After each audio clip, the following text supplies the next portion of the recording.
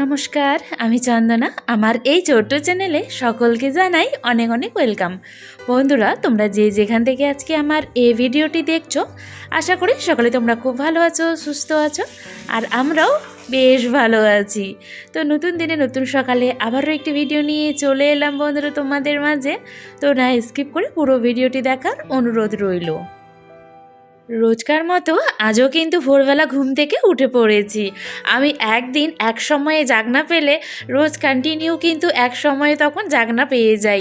আর আলাদা করে মোবাইলে কিন্তু আমাকে অ্যালার্ম দিতে হয় না, ঠিক সময়ে জাগনা পেয়ে যাই। তো দেখো উঠে পড়েছি, উঠেই রোজকার মতো বেলকনিটা প্রথমে ঝাড় দিয়ে নেব। আর আজ জানো এত সুন্দর ওয়েদারটা করছে, মনে হয় বৃষ্টি নামবে। সকালে ঘুম থেকে উঠেই দেখছি হালকা হালকা তোমার টিপটিপ করে বৃষ্টি পড়ছে। আর আকাশের অবস্থা তো তোমরা দেখলেই কি সুন্দর মেঘলা হয়ে আছে। তো চলো তার সাথে আমার কাজগুলোও করতে আছি, কিন্তু বেশ ভালো লাগবে যেহেতু ঠান্ডা ঠান্ডা ওয়েদার। তো বেলকনিটা ঝাড় দিয়ে তারপর এই যে চলে এলাম বাইরেটা ঝাড় দিতে। আর আমি পুরো সিঁড়ি কিন্তু ঝাড় দেইনি, অর্ধেক সিঁড়ি ঝাড় দিয়েছি, কারণ আমাদের বাইরেটা ঝাড় দেওয়ার জন্য আলাদা করে কিন্তু লোক রাখা আছে। তবু ওই যে আমার গেটের সামনে যে পাপোশটা রাখা থাকে, পা মোচারটা, সেটাকে ঝেড়ে তারপর আমার জলের জারগুলোও থাকে, চটি থাকে, তো সেইগুলো সরিয়ে সরিয়ে আর কি ভালোভাবে ঝাড় দেয় না। তো সে কারণেই আমি মাঝে মধ্যে আমার পা মোচার পাপোশ, জলের জার, চটি এসব সরিয়ে আর কি ভালো করে আমার গেটের সামনেটা ঝাড় দিয়ে নিই। আমরা উপরে মোট 3টা ফ্যামিলি থাকি, ভাগ ভাগ করা থাকে কি এই জায়গায় আমাদের জুতো থাকবে, ওনাদের গেটের সামনে ওনাদের জুতো থাকবে, এইভাবে। তো সে কারণে নিজের নিজের গেট আর কি ঝাড় দিয়ে নিতে হয়। তবে আমার পাশে জানো আরেকজনের রুম থাকে, তো ওনারা বেশিরভাগ থাকেন না এখানে, তো সে কারণে আমাকেই বেশি আর কি ওনার গেটের সামনেটা ঝাড় দিয়ে নিতে হয়, কারণ পাশাপাশি তো, একদম পাশাপাশি আমাদের দরজাগুলো। তো চলো বাইরেটা আর বেলকনিটা ঝাড় দিয়ে নিয়েছি। এখন হচ্ছে তোমার এই বেডের আর কি বিছানার চাদরটা তুলে, এই শীতল পাটিটাকে তুলে ভালো করে ঝেড়ে চুড়ে আবার সুন্দর করে পেতে নিলাম। তো বন্ধুরা, ভিডিও শুরুতেই বলে রাখি, আজকে আমার এই ভিডিওর কোনো অংশ যদি তোমাদের একটুখানি হলেও ভালো লেগে থাকে, তাহলে কিন্তু অবশ্যই ভিডিওতে একটি লাইক, কমেন্ট, চ্যানেলটিকে সাবস্ক্রাইব করে দিয়ে বেল আইকনটি ক্লিক করে পাশে থেকো। তোমাদের একটি লাইক, কমেন্ট আমাকে আরও ভালো ভালো ভিডিও বানাতে অনেক উৎসাহিত করে বন্ধুরা। তো না স্কিপ করে দেখতে থাকো। আমার ছেলের বয়স আর এই ফ্রিজের বয়স কিন্তু স্যাম একই। যখন আমার ছেলের 7-8 মাস হয়, এই যে দেখো ফ্রিজের ওপরে কিন্তু ছবি আছে, অতটুকুনি যখন ছিল বাবু, তখন হচ্ছে এই ফ্রিজটা নেওয়া হয়েছিল। তো দেখো এখনও কিন্তু আমি যত্ন করে সেই নতুনের মতোই কিন্তু রেখে দিয়েছি। আমার ঘরের যত ফার্নিচার আছে, সেই কম দামি হোক বা দামি হোক, আমি কিন্তু খুব যত্ন করে ভালোভাবে রাখার চেষ্টা করি। তবে ওই এবারে জানো তোমার ঘর অনেকগুলো চেঞ্জ করা হয়েছে, তো সেই হাউজিং থেকে আবারও ভাড়া বাড়ি, ওখান থেকে আবার এখানে, সে কারণে অনেক কিন্তু ফার্নিচারের দাগ পড়ে গিয়েছে। যেমন আমার খাটগুলোতেও কিন্তু অনেক জায়গায় দাগ পড়ে গিয়েছে। আর এই যে ডাইনিংটা দেখছো, ডাইনিংয়েও কিন্তু তোমার দাগ পড়ে গিয়েছে। শুধু দাগ পড়েনি, মানে উপরের কাজটাও জানো এক সাইডে কিন্তু ফেটে গিয়েছে। খুব কষ্ট হয়, কারণ অনেক কষ্ট করে এই সব জিনিসগুলো কেনা হয়েছিল, তো সেই সময় আমি না তোমাদের দাদাভাইকে মাঝে মধ্যে বলি কি, আমরা যখন বুড়ো বুড়ি হয়ে যাব, তুমি যখন রিটায়ার করবে, তখন কি আদৌ আমরা এই জিনিসগুলো আর কি ফার্নিচারগুলো বাড়িতে ভালোভাবে নিয়ে যেতে পারবো, তো না এখানে ওখানে ঘুরে এই সব ফার্নিচারগুলো এখানেই নষ্ট করে তারপর আমরা বাড়ি ফিরবো। তবে আমি আর এই মালদা ছেড়ে কোথাও যাচ্ছি না। তোমাদের দাদাভাইয়ের আবারও যদি কোথাও হয়ে যায় আর কি ট্রান্সফার, তবে তোমাদের দাদাভাই একাই যাবে, আমি এই থেকেই যাব মালদাতে। আমাদের হাউজিং যদি হয়ে যায় একবার, তাহলে তো ওই আর ঘর চেঞ্জ করা করে নিয়ে সেই কোনো আর প্রবলেম হবে না। তখন আমি সেই হাউজিং থেকেই বাবুর এখানেই পড়াশোনা করে তারপর হচ্ছে বাড়ি যাব, কারণ মালদাতে আমাদের বাড়ির পাশে, তো এখানে কোনো কিছু আমার কোনো প্রবলেমই হবে না। কোনো আপদ বিপদে কিছু হলেই তোমার বাড়ি থেকে আসতে পারবে, বা আমরাও বাড়িতে চলে যেতে পারবো। তো সে কারণেই আর কি আর আমি কোথাও যাচ্ছি না। তোমাদের দাদাভাই এখন যদি হয়ে যায় আর কি ট্রান্সফার, তাহলে ওই একা একাই আর কি ঘুরে বেড়াবে। তবে আবার এখন জানো মালদাতে যা শুরু হয়েছে, আগে তো তোমার টিভিতে খবরে শুনতাম বাংলাদেশে হিন্দু মুসলিম নিয়ে বিবাদ বেঁধেছে, কিন্তু এখন এই চোখের সামনেই জানো মালদাতেই সেই দেখছি। তোমরা হয়তো অনেকেই খবরে বা নিউজে তোমরা শুনতে পাচ্ছ বা জানছো কি মালদাতে আমাদের সেই বাংলাদেশের মতো শুরু হয়ে গিয়েছে হিন্দু মুসলিম। তারপর মালদা থেকে এখন শুনছি আবার মুর্শিদাবাদেও আমাদের এই মালদার মতো সেখানেও হিন্দু মুসলিমের বিবাদ বেঁধেছে।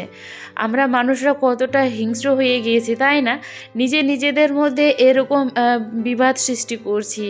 জানি না আর আগে কি খবরে দেখতে পাবো বা নিজের চোখের সামনে দেখতে পাচ্ছি, বা আরও ভবিষ্যতে কি হবে তা জানি না। তবে এখনই যেমন একটুখানি বেরোলেই কিন্তু মনের মধ্যে একটা অন্যরকম ভয় কাজ করে, কি কখন কি হয়ে যায়, কখন কোথায় বিবাদ লেগে যায়, যেহেতু এরকম এখন আমাদের মালদাতে পরিস্থিতি চলছে।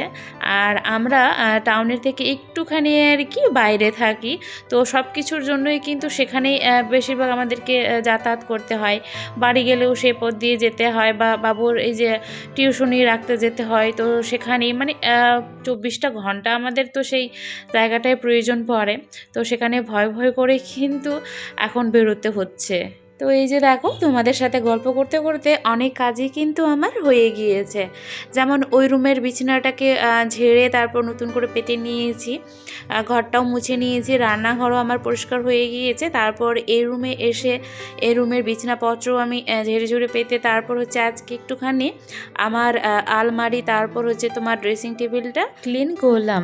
আমার জানো আলমারির অবস্থা একেবারেই খারাপ। 1 মাস আগে সব কাপড় বের করে গোছগাছ করে রেখেছিলাম, এটা না কন্টিনিউ হতে থাকে, সেই ভালোভাবে গোছগাছ করে রাখবো, আবারও এই ব্যবহার করতে করতে এটা ওটা বের করতে গিয়ে আবার সেই আগের রূপে ফিরে আসে।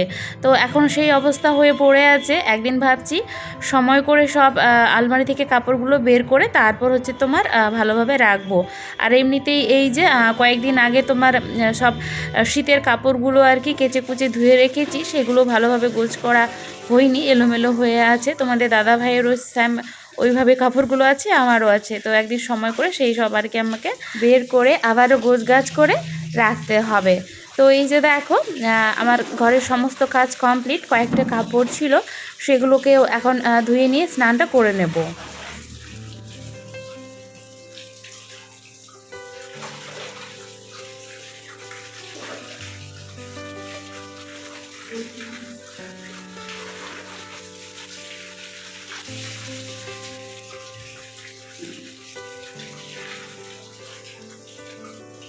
এই জল দেখে একটা কমেন্ট আমার এখন মাথায় এলো।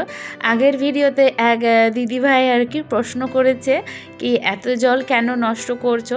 তো ভিডিওর মধ্যে দিদিভাই হয়তো যখন আমি ভাতের ফ্যানটা আর কি গালছিলাম তখন হয়তো কলটা চালিয়ে দিয়েছিলাম, সেই দেখে হয়তো প্রশ্নটা করেছে। তো দিদিভাইকে বলছি আমি যখন ভাতের ফ্যানটা আর কি গালি তখন হচ্ছে আমার যে বেসিনের নিচে পাইপটা আছে সেটা কিন্তু প্লাস্টিকের। তো ওই যে ভাতের মাড়টা তো অনেক গরম থাকে, তো সেই কারণেই আর কি আমি জলের কলটা চালিয়ে দিই, তাহলে একসাথে মিক্স হয়ে নিচে যাবে, তাতে আমার পাইপটা আর কি নষ্ট হবে না। যে কোনো কিছু কাজ করার আগে আমরা যখন করব ভাবি, তার আগেই এতটা অলসতা লাগে, আর শুরু করলে জানো নিমেষের মধ্যে আবার শেষও হয়ে যায়। যেমন এই যে ভোরবেলা ঘুম থেকে উঠেই কাজ শুরু করে দিয়েছি বলে এত সকাল সকাল আমার কিন্তু সব কাজ একেবারে কমপ্লিট হয়ে গেল। তো কয়েকটা কাপড় ছিল সেগুলো কেচে কুচে স্নান করে এখন আমি এই যে পুজো দিচ্ছি। আর এই যে বললাম ভিডিওর শুরুতে আজকের ওয়েদারটা এতটা সুন্দর, সত্যি আজকের ওয়েদারটা খুবই সুন্দর। এই যে দেখো মেঘলা মেঘলা, মনে হচ্ছে এক্ষুনি বৃষ্টি নামবে বলে।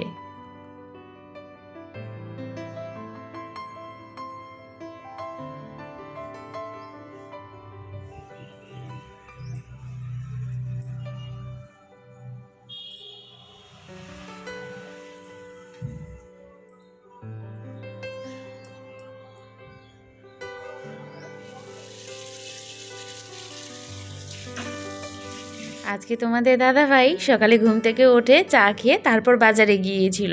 তো ওইদিকে ভালোই হয়েছে জানো, আমারও কাজ কমপ্লিট আর তোমাদের দাদাভাইও বাজার নিয়ে চলে এলো।